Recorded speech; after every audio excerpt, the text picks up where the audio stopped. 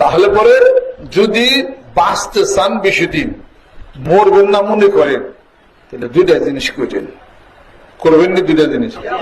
এক নম্বর একটা আমল করবেন, আর একটা জিনিস প্রদান করবেন, আর একটা নিয়ম পালন করবেন। তিনটা জিনিস একসঙ্গে যদি কেউ করে, ডাক্তাররা তো একটার কথা বলে, এনজিওগ্রাম করেন অথবা ওষুধ খান।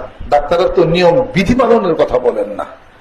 কোন ডাক্তারই তো তিনটাই একসাথে করেন না। তার মানে কোরআন হাদিস শরীফের জ্ঞান তো ওই ডাক্তারের হয়তো বা নাই, উনি শুধু খালি বেলেনতে হারাহারি এটুকু নিয়ে পড়ছে, বাদ বাকি ঠিক তো নাই।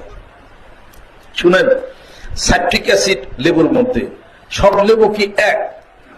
গোড়া লেবু, পাতি লেবু, এলাচি লেবু, কাগজি লেবু। শোনেন, অপারেশনের রোগীদেরকে ডাক্তার কাগজি লেবু খাইতে দেয়, কথা ঠিক কিনা?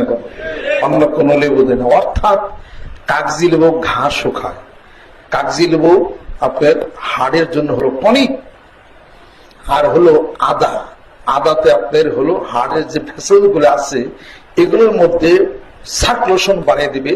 যে সার্কুলেশন বাড়ানোর জন্য আপনি খান হলো ডিলটেলিজিয়াম, তার মানে কার্ডিজিয়াম। কার্ডিজিয়াম জেনেটিক নেম হলো ডিলটেলিজিয়াম খান। আদা খালি তাই হয়ে যাবে আলহামদুলিল্লাহ। আদা লেবু একসাথে মিশাইবেন, 10 ফোঁটা মধু নিবেন, খাওয়ার পরে খাবেন। আর কাগজি লেবু, আর দুপুরে একটা কাগজি লেবু খাবেন, দুপুরে না বিকালে খাবেন, সন্ধ্যার আগে একটু কাগজি লেবু রস নেবেন, একটু গরম পানি নেবেন।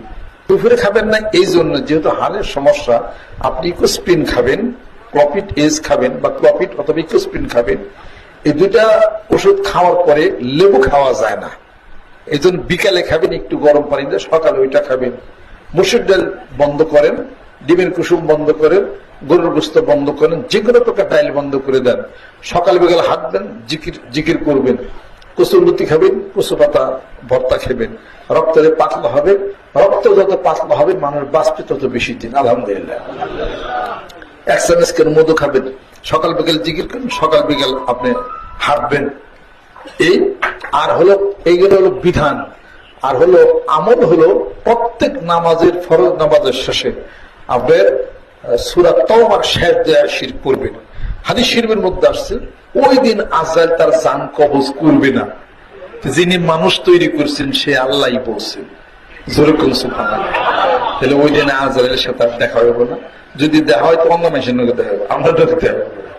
ওই দিনের জন্য পয়সা যাবেন, জোরে কোন সুবহানাল্লাহ। গেল। আর যেই ব্যক্তি দান করবে, নেকের রাস্তায় দান করবে, তার হায়াত বেড়ে যাবে, বিপদ মুক্তি হয়ে যাবে। যেই ব্যক্তি সূরা দুখান তেলাওয়াত করবে, তার প্রাচুর্যতা আল্লাহ দান করবেন, বহুদিন হায়াত তার বেড়ে যাবে। রাত্রিতে সূরা দুখান তেলাওয়াত করবে।